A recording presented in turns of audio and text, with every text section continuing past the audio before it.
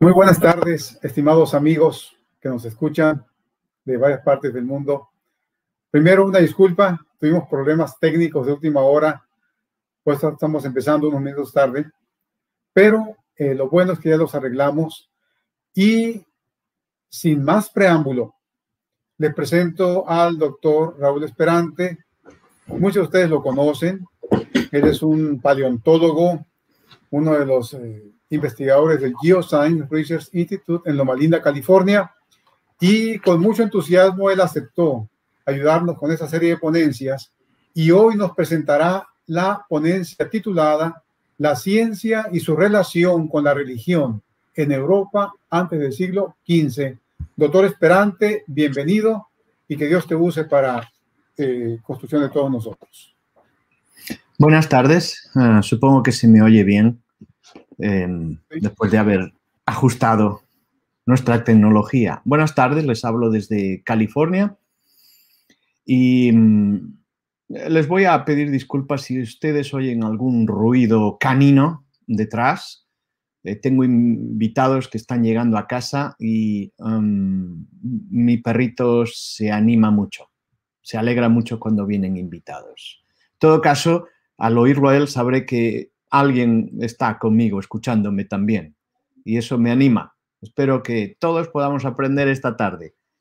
En los últimos años me ha interesado muchísimo la historia de la ciencia. ¿Y por qué? La historia y la filosofía de la ciencia. Me he dado cuenta de que para entender los asuntos claves y difíciles de la relación entre la ciencia y la fe, tengo que conocer la historia de la ciencia y la historia de la relación entre la ciencia y la fe. Además, soy europeo y he viajado mucho por Europa y allí es donde se considera que nació la ciencia tal como la entendemos hoy día, la ciencia moderna.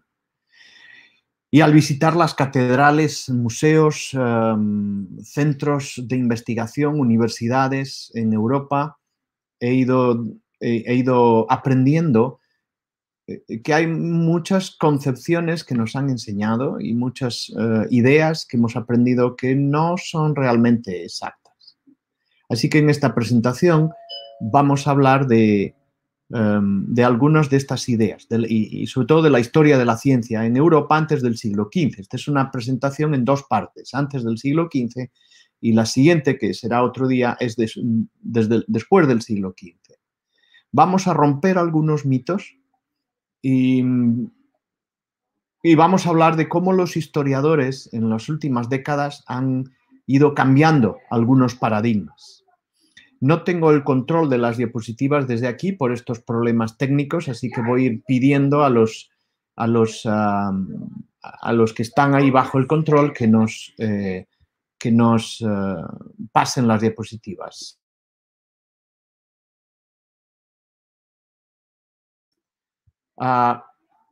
La Edad Media fue una época oscura de casi 1000 años de simple transición entre la Edad Antigua y la Edad Moderna.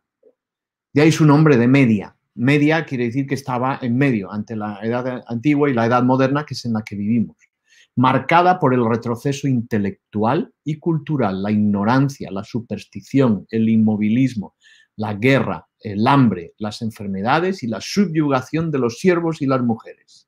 Eso es lo que nos han enseñado, ¿verdad? Seguimos. Eso es lo que nos han contado, pero quizá hay una historia diferente. Seguimos. Y esto es lo que vamos a ver hoy. Aunque esta es la visión que a día de hoy aún predomina y todavía se enseña en los libros, el objetivo...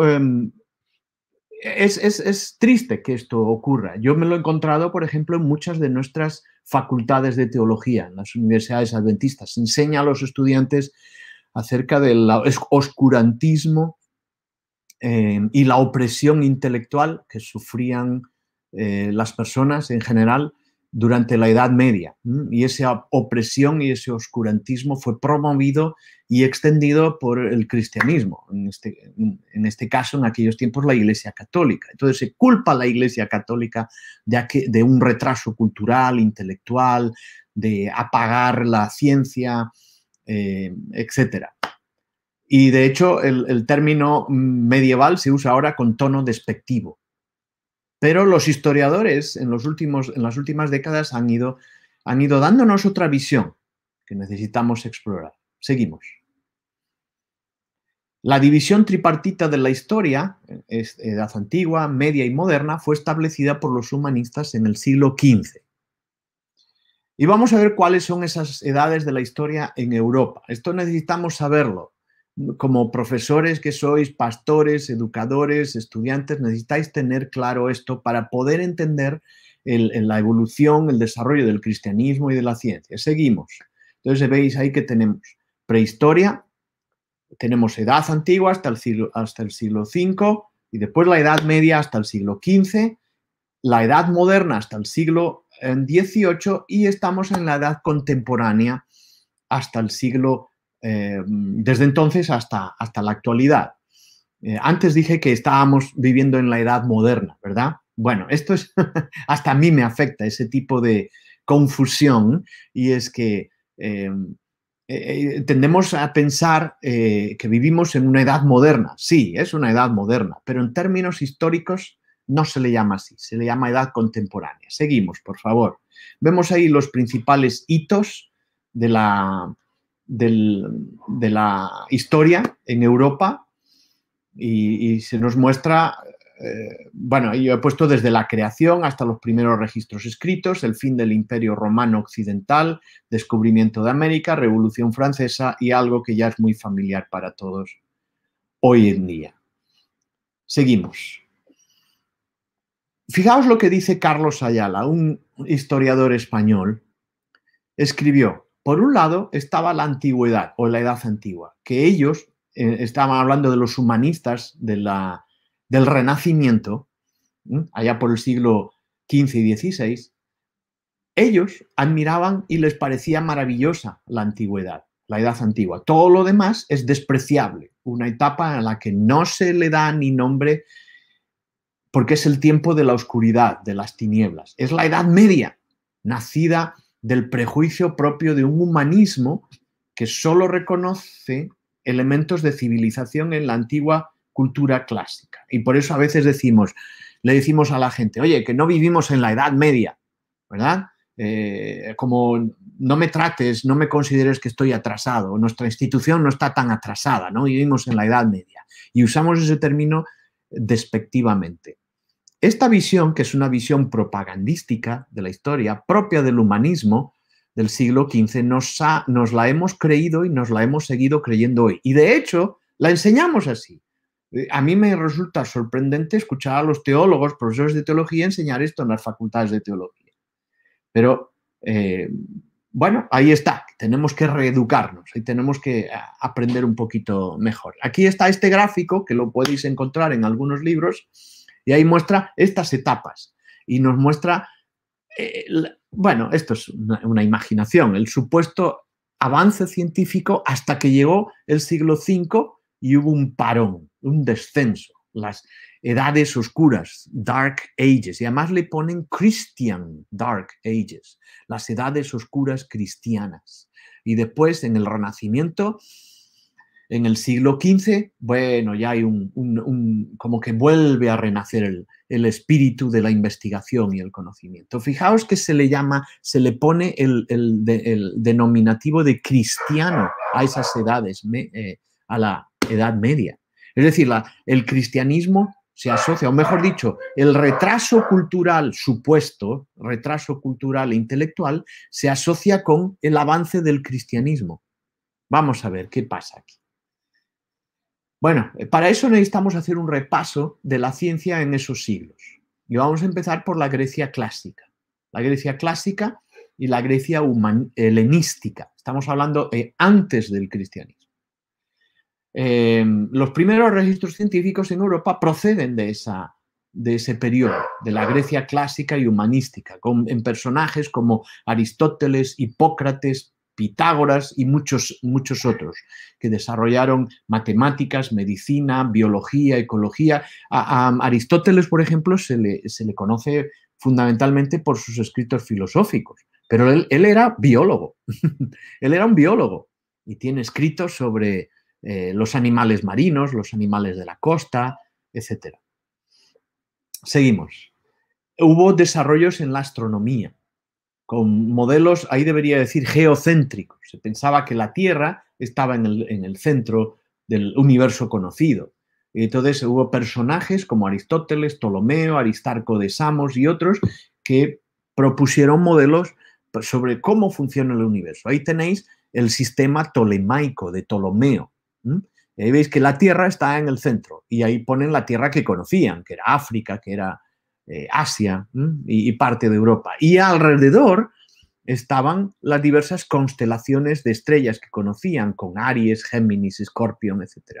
Y los diversos planetas que están alrededor, dentro de ese gran círculo están los planetas formando elipses. Es muy curioso, porque ellos no creían, o sea, no tenían el concepto de que los planetas giraban alrededor de la Tierra en forma elíptica, sino en forma circular.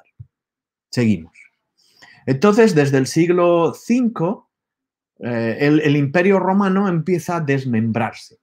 Se rompe en dos, el Imperio Romano Occidental, desde Italia hacia España, y el Imperio Romano Oriental hacia Oriente, hacia Turquía. El Imperio Romano Oriental permanece durante un tiempo, unos siglos, pero el Occidental se rompe. ¿Cómo se rompe? Por la invasión de tribus y pueblos que vienen del este de Asia, y está puesto con estas flechas. Y comienza lo que se llama la Edad Media. Y aquí tenemos un gráfico que nos ilustra dentro de la Edad Media los subperiodos que hay. Está la Alta Edad Media, que son 500 años, 250 años de plena Edad Media, y después la Baja Edad Media, que da lugar después al Renacimiento y llega hasta el descubrimiento de América. Y da lugar al Renacimiento, que es el comienzo de la Edad Moderna. Bueno, durante siglos se habló de la Alta Edad Media como una edad oscura, donde había retraso intelectual y cultural. Seguimos. Y este va a ser el tema de nuestra presentación. El término edad oscura fue acuñado por el italiano Petrarca, que vivió en el Renacimiento, para resaltar que hubo un deterioro de la literatura latina, en latín, después del desmantelamiento del Imperio Romano de Occidente. El latín era prácticamente el único idioma que se usaba para escribir en el Imperio Romano de Occidente. Y él observó que después del siglo V había habido un descenso de la calidad y del número de publicaciones, diríamos hoy, ¿verdad? Y para ellos eso era una calamidad cultural. ¿Por qué? Bueno, en parte porque ellos consideraban que la cultura anterior, la grecorromana, representaba el máximo desarrollo intelectual y artístico. Y por comparación, la Alta Edad Media era un retraso, era una muerte intelectual y artística. Seguimos. Entonces, ¿qué es lo que nos han enseñado? Probablemente nos han enseñado y seguimos enseñando, lamentablemente, que la destrucción de la cultura grecorromana por esas tribus invasoras supuso una pérdida irremediable que metió a Europa en una edad oscura. El deterioro de las ciudades, las comunicaciones y la arquitectura, se cesó el desarrollo artístico y literario y Europa occidental entró en un largo periodo de oscuridad. Y eso dentro de una extensión del cristianismo. El cristianismo fue extendiéndose por Europa occidental y sumió al continente en un periodo de falta de desarrollo científico y tecnológico. Seguimos. También nos habrán enseñado que la Iglesia cristiana, católica en aquel entonces, ejerció un dominio total sobre las artes, la educación y el desarrollo en general. Se impidió la educación. A la Iglesia no le interesaba que las personas aprendieran a leer y se formaran intelectualmente. Esto, hermanos, es claramente lo que nos han enseñado, así de claro. Bueno, los historiadores están empezando a encontrar que quizá hay que modificar este punto de vista sensiblemente. Vamos a seguir. Pregunta, ¿fue la Edad Media un periodo sin desarrollo científico y tecnológico, sobre todo la Alta Edad Media? Seguimos. Bueno, lo que están descubriendo los historiadores y arqueólogos es que la Edad Oscura no fue tan oscura. En los últimos 50 años estas investigaciones nos han llevado a un cambio drástico de percepción. En realidad no hubo una caída catastrófica del Imperio Romano, sino un desmantelamiento gradual del Imperio Romano, gradual, no drástico. No hubo una súbita caída en el oscurantismo, sino una desaparición gradual de los valores y filosofías greco-romanas, con la gradual extensión de culturas y prácticas ya existentes en Europa. Es decir, no fue una conquista en el que acabó con la cultura grecorromana de la noche a la mañana, sino que fue un cambio gradual, fue un desmantelamiento gradual. El cristianismo se asentó antes y de manera más acentuada en el sur y oeste de Europa, en la península ibérica, Italia, Francia e Inglaterra, que en el centro y el norte. En países como Alemania, Polonia y toda la Escandinavia tardó más siglos en llegar allí. Seguimos. Después del final del Imperio Romano de Occidente, la actividad económica continuó, de hecho, con marcada expansión en el norte de Europa y largas rutas marítimas con el sur, con África, Asia y el Lejano Oriente. Llegaban materiales de construcción, llegaban joyas, llegaban alimentos, llegaban maderas, llegaban especias de Turquía, de la India, del norte de África y llegaban a través del Mediterráneo y el Atlántico, llegaban a Francia, a Irlanda, a Inglaterra, a Alemania, a Suecia, a Rusia. Es decir, había un alto grado de actividad económica que hacía que se intercambiaran culturalmente también aspectos como arte, como valores, costumbres y arquitectura también. De hecho, lo que hicieron en aquella época fue desmantelar muchos edificios de piedra que había del estilo greco-romano para construir otros edificios. Entonces, yo he tenido el privilegio de poder viajar mucho por Europa y sigo viajando. Entonces veo a veces edificios en Alemania, edificios en Gran Bretaña, edificios en Francia, que están hechos por rocas que no son originales para esos edificios. Son rocas, piedras hechas que pertenecían a otro edificio anterior, un edificio muchas veces greco-romano, que se desmanteló para construir eso. ¿Qué nos dice eso? ¿Nos dice falta de inteligencia? ¿Nos dice retraso tecnológico? ¿Nos dice retraso cultural? No, lo contrario, nos dice que esta gente en la Edad Media sabían lo que hacían. Conocían las propiedades de las piedras, conocían el arte de la arquitectura, la tecnología, etcétera, etcétera. Es decir, pensamos que reutilizar los materiales es atrasado, cuando hoy día decimos hay que reutilizar los plásticos, hay que reutilizar el papel, hay que reciclar esto y lo otro, y nos parece muy avanzado. Y cuando pensamos eso mismo de la Edad Media, lo pensamos atrasado.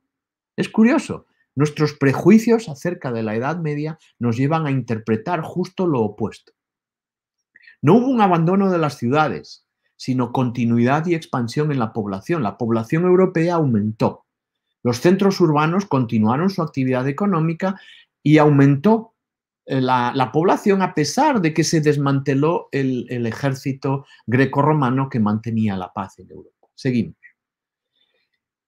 Los arqueólogos han examinado los esqueletos hallados en tumbas, sobre todo en Gran Bretaña, en Alemania, en Escandinavia, y contrario a lo que se nos ha ido diciendo, de que la alimentación era pobre en la Edad Media, no es cierto, la nutrición era buena, con variedad de alimentos, vegetales, frutas, semillas, cereales y poca carne.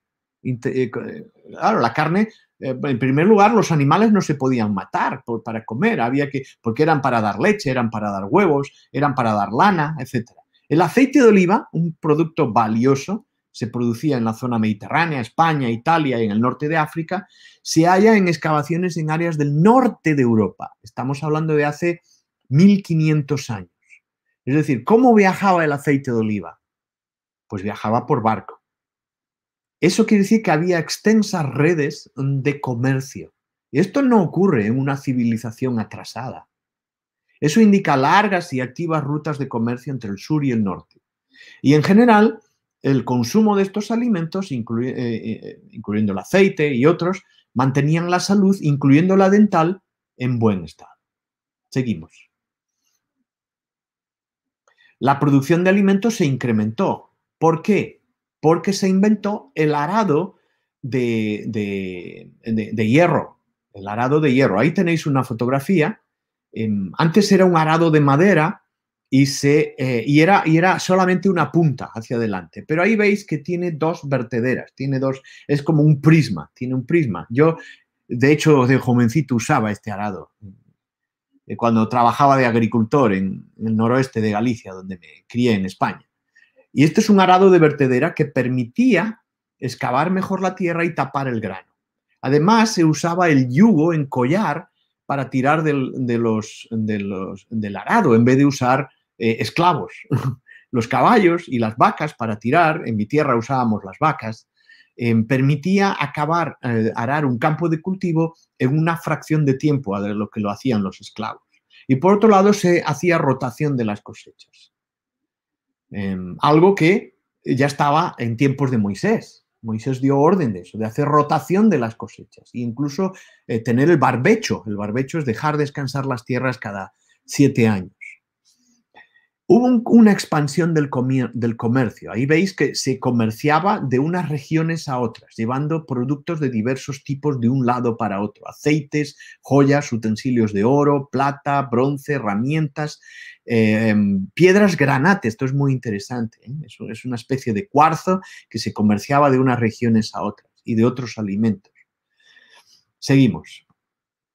Aquí tenemos la presencia de grandes cantidades de artículos exóticos de lujo procedentes de tierras lejanas en tumbas y asentamientos de los siglos V, VI y VII. Refuta la noción de que el comercio decayó. No, el comercio no decayó, simplemente se diversificó regionalmente, internacionalmente y se pasó a comerciar cosas diferentes. Surgieron nuevos intereses. Seguimos. Hubo un desarrollo cultural. Al contrario de lo que se ha afirmado, Europa no experimentó un retraso cultural durante la Edad Media. En realidad, comparados con los muy admirados nobles y filósofos de la Grecia clásica, los europeos no eran moralmente bárbaros. Fijaos que Platón y Aristóteles, que eran prestigiosos filósofos de la Grecia clásica, tenían esclavos. Esclavos a trabajar duro. Los europeos de la Edad Media no tenían esclavos. Y en realidad no los necesitaban tampoco.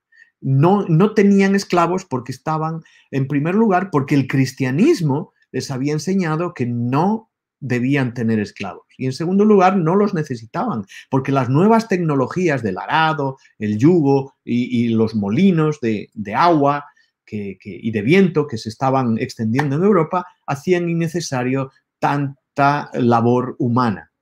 Seguimos. Se empezó a enseñar también, se crearon escuelas. Después del siglo VI, el aprendizaje del quadrivium. ¿Qué es el quadrivium? Quadrivium viene ya de la Grecia clásica y helenística, que son la aritmética, astronomía, geometría y música. Se enseñó el quadrivium en los monasterios y las escuelas de las catedrales. Esto es muy significativo, porque por un lado nos enseñan que el cristianismo ahogó la cultura, impidió el desarrollo cultural, pero resulta que en las iglesias y en los monasterios se formaron escuelas y se enseñaba y se daban clases y se educaba a las personas. Hay una contradicción ahí. Entonces, quizá no fue así. El cristianismo no ahogó la cultura, no impidió el desarrollo intelectual. En realidad fue el cristianismo el que fomentó la educación y el desarrollo intelectual y las investigaciones científicas, desde los fenómenos naturales hasta las ecuaciones matemáticas. Los monjes se educaron en ciencias prácticas como la medicina, la arquitectura, para curar a sus enfermos y construir sus iglesias. Estudiaron astronomía para determinar los tiempos de oración y usaron la aritmética para sus cuentas diarias. Fijaos que ellos tenían que construir estas catedrales. Yo he visitado decenas de catedrales en Europa. De hecho, de jovencito iba al servicio religioso a una, la Catedral de Santiago, de Santiago de Compostela, una de las más bellas del mundo. Cuando uno está en esas catedrales se da cuenta de que personas idiotas, sin desarrollo intelectual, sin inquietud, sin conocimiento científico, no podrían haber construido esos inmensos edificios.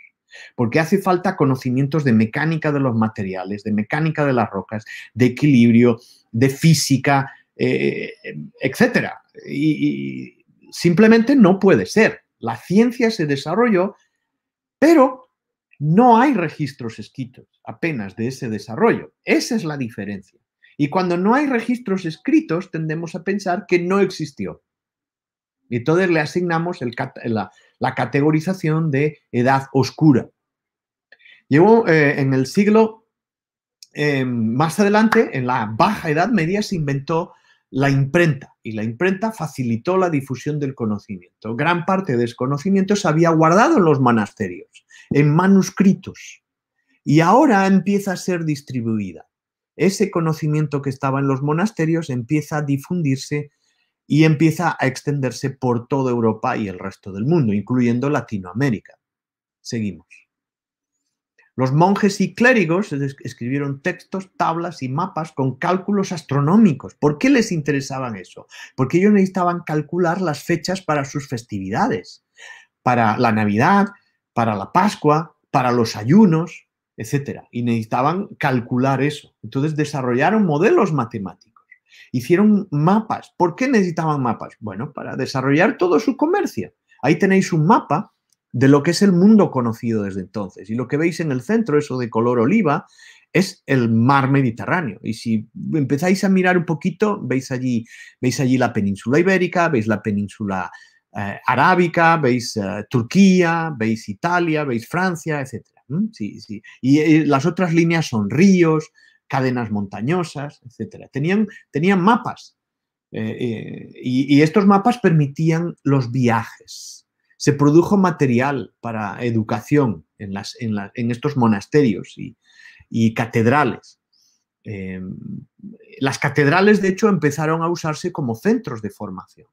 Por ejemplo, la catedral de Nantes, la catedral de Acre, la catedral en París, ya me vendrá el nombre. Muchísimas catedrales. Y en Latinoamérica también. Seguimos.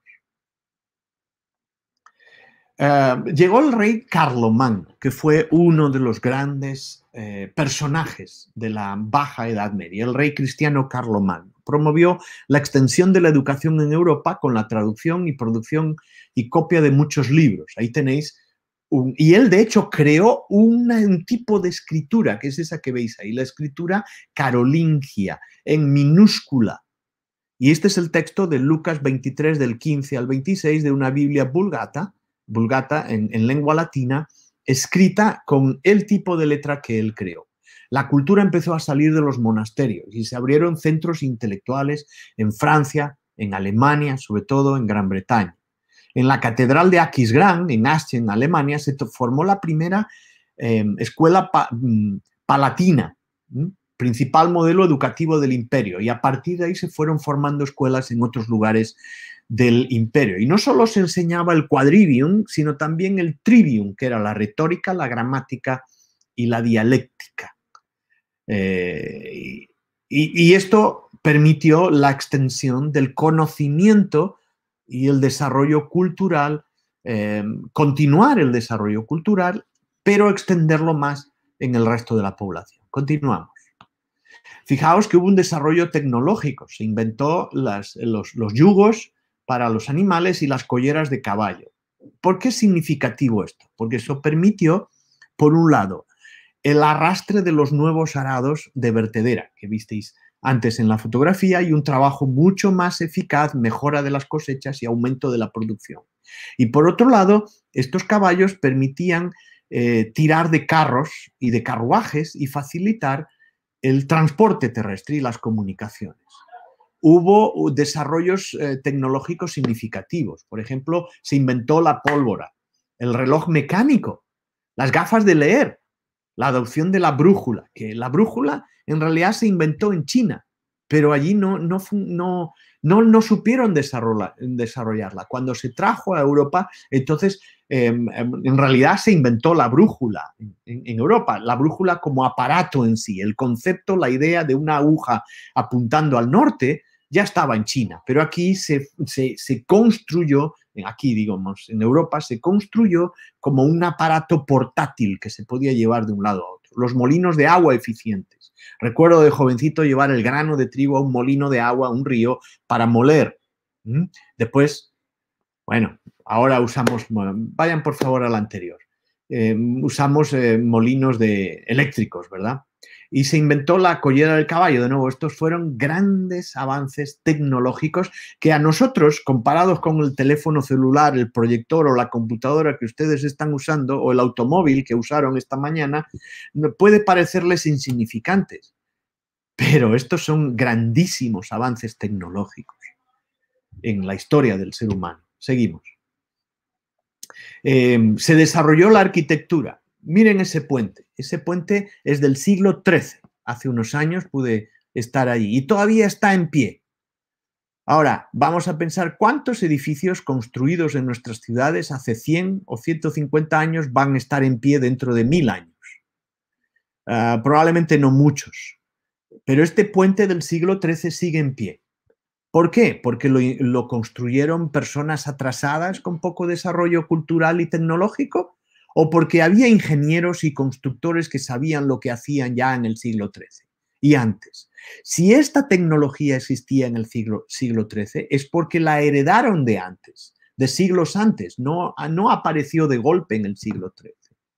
Venía de siglos anteriores. El conocimiento aumenta, crece en cantidad. Seguimos. El cristianismo no sumió a Europa en una era de ignorancia y atraso. Más bien se produjo tanto progreso técnico durante esa era que a más tardar en el siglo XIII la tecnología europea había superado todo lo que se encontraba en otras partes del mundo. Esto no ocurrió debido al redescubrimiento del conocimiento clásico de la antigua Grecia. La civilización occidental no es descendiente directa de la cultura grecorromana. En cambio, es el producto de siglos de interacción entre las culturas de los invasores bárbaros y el cristianismo. La posterior adición del saber greco-romano fue más decorativa que fundamental. Esto lo dice Rodney Stark, un famoso historiador. Seguimos. Los árabes también aportaron. Recordad que los árabes conquistaron todo el norte de África, el Imperio Romano Oriental, que pasó a llamarse Imperio Bizantino, y gran parte de la península ibérica. Y de hecho, en la península ibérica estuvieron aproximadamente 700 años hasta que fueron expulsados, ¿verdad? Y también fueron expulsados de gran parte del Imperio Bizantino. Pero los árabes también trajeron su desarrollo tecnológico y cultural, alquimia, por ejemplo, predecesora de alguna manera de la química, conceptos de astronomía, medicina, la notación musical, la construcción de barcos y los números arábicos, etc. También hicieron sus aportaciones. Seguimos. Se crearon las universidades. ¿Quiénes fueron los que crearon las universidades? ¿Los greco-romanos? No, fueron los cristianos. Las primeras universidades cristianas fueron un invento cristiano. París, Bolonia, Salamanca, Oxford, Cambridge fueron algunas de esas primeras universidades allá por el siglo XII-XIII. Y después vinieron las universidades latinoamericanas también, Lima, Sucre, Santo Domingo. Podéis nombrar las que queráis, las universidades históricas, y fueron todas fundadas por, si no todas, prácticamente todas, creo yo, fundadas por el cristianismo, los cristianos. ¿Y dónde surgieron? En monasterios y catedrales, por iniciativa de los clérigos, que no tenían la intención de apagar el conocimiento, sino de extenderlo, y abrieron escuelas en las catedrales. Las mejores mentes se dedicaban a la enseñanza e investigación. De hecho, las ciudades competían por tener y mantener profesores en la Edad Media.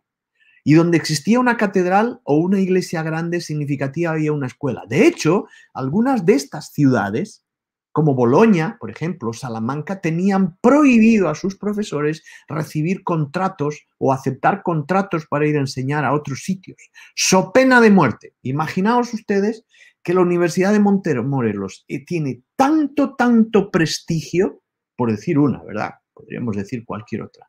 Tanto prestigio que no permite que ninguno de sus profesores vaya a trabajar a otro lugar. Y de hecho les paga bien. Les paga bien y el profesor que vaya a trabajar a otro lugar, condenado a muerte. Eso existía en algunas de estas universidades. Y de hecho, los vecinos recogían dinero en las ciudades, en los pueblos, casa por casa, para pagar a los profesores para que no se marcharan. ¿Os imagináis? Esto rompe paradigmas. ¿Os imagináis que eso fuera el caso hoy día? Esta gente no tenían atraso intelectual y cultural. Lo que tenían era hambre de conocimiento. Seguimos. Llegó el Renacimiento en el siglo XV y XVI y durante este tiempo hubo un renacer en el interés por las artes, filosofía y cultura de los antiguos griegos. ¿Cómo ocurrió eso? Porque llegaron a Europa los escritos de ellos, de los filósofos. Habían desaparecido de la Europa occidental, pero se habían mantenido en el Imperio bizantino, se habían mantenido escritos en árabe, pero en la Europa occidental nadie podía leer árabe. Entonces, cuando esos escritos se tradujeron al latín, empezaron a conocer de nuevo a Platón, a Aristóteles y a otros muchos y dijeron, oh, esto es interesante. Y entonces muchos filósofos empezaron a adoptar esas filosofías como propias de ellos y empezaron a introducirlas dentro del cristianismo. Y es por eso que la Iglesia cristiana de aquella época adoptó la filosofía, sobre todo de Aristóteles, dentro del marco ortodoxo del cristianismo. Y durante el Renacimiento se cultivó la idea de que, comparado con la antigua Grecia y el Renacimiento, la Edad Media había sido oscura, de poco desarrollo cultural e intelectual. Y eso se atribuye al cristianismo, pero esto es una noción sin fundamento. Para los racionalistas, la religión cristiana debía ser relegada a un segundo plano, comparado con el progreso humano del presente y del futuro, decían en el Renacimiento. Y esto llevó a considerar la Edad Media como intelectualmente inferior, oscura. ¿Por qué? Porque se consideraba la fe como superior. La fe ciega es superior a las concepciones religiosas del pasado. La frase edad oscura apareció por primera vez publicada por Petrarca en el siglo XII. ¿Por qué Petrarca en el siglo XIV? ¿Por qué Petrarca usó este término? Para entenderlo hemos de examinar algunos errores de esta concepción histórica. Seguimos. Bueno, por ejemplo, algunas personas creen que en la Edad Media se creía que la Tierra era plana. Eso hoy día se cree que entonces creían que era plana. No, entonces las personas no creían que la Tierra era plana. La gente sabía en la Edad Media que la Tierra era esférica y Cristóbal Colón lo sabía muy bien, porque si no, no hubiera navegado hasta donde navegó. Los padres de la Iglesia decían que era esférica. Los padres de la Iglesia fueron los primeros teólogos de los primeros siglos del cristianismo. Observaban su sombra durante un eclipse de luna y la sombra era redonda. Veían cómo los mástiles de las embarcaciones desaparecían en el horizonte. Y no afirmaban que la Biblia dice que es plana, porque la Biblia realmente no dice eso. Y los primeros cristianos no eran estúpidos ni faltos de sentido común. Seguimos. La Edad Media era triste, también nos han enseñado esto. Justamente lo contrario, porque fue una época llena de celebraciones y colorido. Se instauraron miles de celebraciones, aniversarios, eventos en los pueblos, aldeas y ciudades, lo que en España llamamos las festividades de los diversos santos. Yo recuerdo haber ido a la fiesta de San Fins o San Félix y a la fiesta de Santa Cruz. Y esto viene de muchos siglos de antigüedad. En la Edad Media se instauraron estas festividades en las que participaban todos. Se inventó el carnaval, se hizo revivir el teatro popular. Es decir, la gente estaba activa, no era triste. Pero las películas de Hollywood nos han hecho ver que la Edad Media es una edad... si os fijáis en las películas, nos muestran la Edad Media con colores metálicos, grises, o negros, o oscuros, o azules oscuros. Esa luz así para indicarnos esta gente vivía mal, atrasada, triste, apenada, esclavizada y retrasada. Hollywood juega mucho, mucho, mucho en poner dentro de nosotros un tipo de concepción falsa. Tenemos que ir terminando. El término edad oscura, por tanto, contrasta con lo que en el Renacimiento quisieron decir acerca de la Grecia clásica, que era la edad de oro. Y Petrarca creía que estaba viviendo en un tiempo de gran oscuridad, pero que un cambio trascendental estaba llegando, era el Renacimiento, en el que se volvería a traer el conocimiento del pasado, de la edad clásica. Seguimos. Petrarca creyó que la oscuridad estaba llegando a su fin y los europeos pronto progresarían en un futuro por medio del aprendizaje. Los historiadores después de eso tomaron la representación de Petrarca como un tiempo de oscuridad. Se lo creyeron, igual que nos creemos lo que vemos en las películas de Hollywood. Y paralelo a eso, durante la Ilustración, siglos XVII y XVIII, se magnificó el uso de la razón y la ciencia y se empezó a rechazar la religión organizada. Uno de ellos fue el autor inglés Edward Gibbon, que era anticatólico. Se pensaba que para ser un buen científico había que ser anticristiano, además. Algunos pensaban eso. Seguimos. Y Edward Gibbon escribió en un libro que se titula La historia del declive y la caída del Imperio Romano, culpabilizando la caída del Imperio Romano al ascenso del cristianismo. Al igual que Petrarca, Gibbon afirmó que no fueron las tribus germánicas que invadieron el sur de Europa las que acabaron con el Imperio Romano. La culpa la tienen los católicos de Roma, dijo Gibbon. Y este autor fue muy, muy, muy influyente durante los siglos siguientes hasta hoy día, porque sigue esa concepción de que el retraso, supuesto retraso medieval, que no existió, fue por culpa de los católicos de Roma y por tanto del cristianismo. Seguimos. Los historiadores posteriores tomaron la representación de Petrarca de la Edad Media como un tiempo de oscuridad. Los defensores del protestantismo relacionaron de manera explícita la supuesta oscuridad de la Edad Media con el catolicismo romano. A los protestantes del siglo XV y XVI les convenía esa imagen para denigrar, para rechazar el catolicismo, y adoptaron esa posición también. Y durante el siglo XIX los historiadores todavía se aferraron a esa idea de la Edad Oscura, pero en el siglo XX los historiadores, revisando los documentos y los arqueólogos que excavaban en Europa, se dieron cuenta de que la Edad Media no había sido una edad oscura, no había habido un retraso tecnológico y cultural. Seguimos.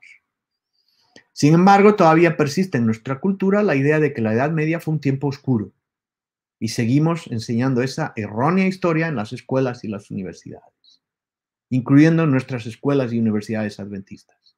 Seguimos. Conclusiones. La Edad Media no fue una edad oscura, simplemente conocemos poco de ella. Hay pocos documentos, pero los que hay, tanto escritos como arqueológicos, nos muestran otra cosa diferente. Es lo mismo que dijo Jesús. Si vosotros callaréis, las piedras hablarían, y las piedras están mostrando, y los esqueletos que se desentierran, y las construcciones que se hallan, nos están mostrando que la Edad Media no fue una edad oscura o de retraso tecnológico. Hubo desarrollo económico, comercial, intelectual, académico, hubo expansión geográfica y desarrollo arquitectónico.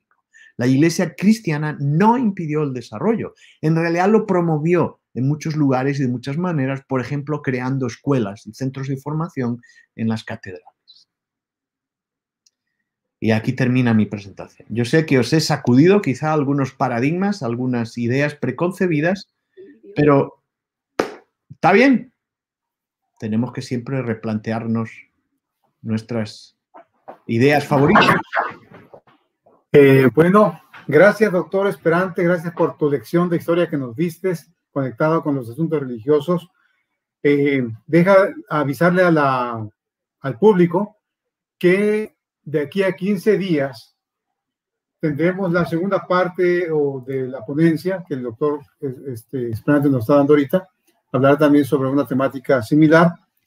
Y antes de pasar a las preguntas y comentarios que hay, le recuerdo al público que el próximo sábado, 8 de mayo, tendremos como orador al doctor Ismael Chablé. Él es químico biólogo. Él nos va a hablar sobre la firma de la vida. Así que los invito para que estén con nosotros. No se pierdan esa presentación que el doctor Chablé está preparando para nosotros.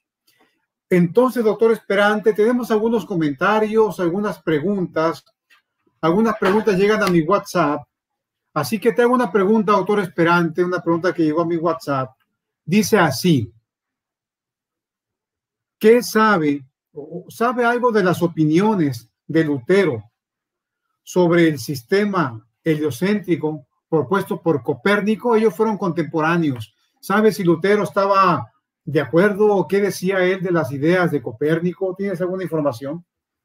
No, no conozco, no tengo información sobre eso. En realidad también se ha tergiversado bastante lo que Lutero creía sobre el geocentrismo y heliocentrismo, basándose en un supuesto comentario que hizo en una comida que supuestamente dijo que la Tierra estaba en el centro del universo, y los historiadores han encontrado que esa escena probablemente no ocurrió nunca. Lutero, no conozco mucho de esto, pero lo que he leído no es determinante en cuanto a esto. Muy bien, gracias, doctor Esperante. Vamos a hacer la pregunta que está acá, David, de Lidia Cristina González. Pregunta, es la última, David, la última que está acá en la lista. ¿Qué respondería a los jóvenes que consideran a la religión muy cerrada, que impide el progreso intelectual? Yo les diría que no es cierto. La religión, bueno, primero habría que definir qué es religión, a qué se está refiriendo esta persona, Lidia, que hace esta pregunta, porque este término es muy general. ¿A qué se refiere con religión? Pero centrémonos, por ejemplo, en la religión cristiana. La religión cristiana no impide el progreso intelectual. En la Biblia está claro eso. El apóstol Pablo, por ejemplo, en varias de sus cartas, en el primer capítulo de varias de sus cartas, él habla de que los cristianos deben aumentar en conocimiento. El problema no es la religión cristiana, el problema son los cristianos. Algunos cristianos sí tienen concepciones que son un poco pobres. Y estoy leyendo algunos de los comentarios que aparecen aquí que evidentemente, bueno, cuestionan mi presentación, ¿verdad? Hay personas que dicen la Santa Inquisición. ¿Qué pasó? Las cruzadas sangrientas y la quema de brujas, etcétera, ¿no? Eso parece contradecir lo que yo estaba diciendo. Y el apresamiento de Galileo y la prohibición de algo así. Y la prohibición de la Biblia no fue un atentado contra el conocimiento. Bueno, cada uno de estos digamos, eventos, personajes o acciones históricas habría que analizarlas una por una en su contexto histórico y su implicación. No podemos decir algo general que se aplique a todas. Pero hay una cosa que tenemos que diferenciar, y es la diferenciación entre la religión como movimiento, como concepto y como portadora de principios, y sus agentes. Y algunos de sus agentes realmente se equivocaron. Incluso ocurre hoy día. Algunos de sus agentes se equivocaron, ¿verdad? Seguimos equivocándonos. Entonces, la Inquisición, en realidad, fue uno de esos errores. De todas formas, en la Inquisición también los historiadores se están dando cuenta de que en la Inquisición en realidad no fue un ataque en contra de la ciencia directamente. Fue un intento de mantener la Iglesia cristiana dentro de un marco religioso determinado. pero no dentro de un marco científico determinado. Muy bien. Hay otra pregunta que nos llegó, doctor Esperante. La persona dice o pregunta, entonces, ¿se le llama edad oscura por no permitir a la gente el acceso a la Biblia? No entiendo cuál es vamos a ver. Es que eso se puede interpretar de varias maneras. Primero, ok, sí, te escuchamos. Bueno, claro, al no tener a la persona que puede dialogar conmigo, pues es difícil saber cuál es la orientación de la pregunta. Pero Primero, habría que determinar si realmente se impidió el acceso a la Biblia. Parece que en algunos lugares, o eso nos han enseñado, que ciertos estamentos religiosos no les interesaba que el pueblo común leyera la Biblia. Puede ser. Pero eso contrasta también como que en otros lugares se enseñaban las tradiciones religiosas en las catedrales y en los monasterios. Entonces tenemos ambos conviviendo en el tiempo. Esto es muy significativo. Tenemos clérigos que tenían una falsa concepción de la educación y de la religión, que sí, probablemente fueron un obstáculo para el desarrollo educativo, pero teníamos clérigos que fomentaron el desarrollo educativo y cultural y tecnológico. Pero hermanos y hermanas, esto lo vemos hoy día también.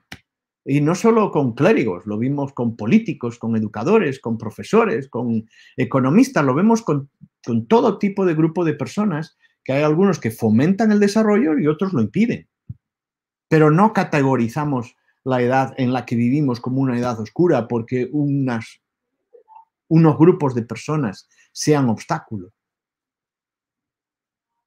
Muy bien.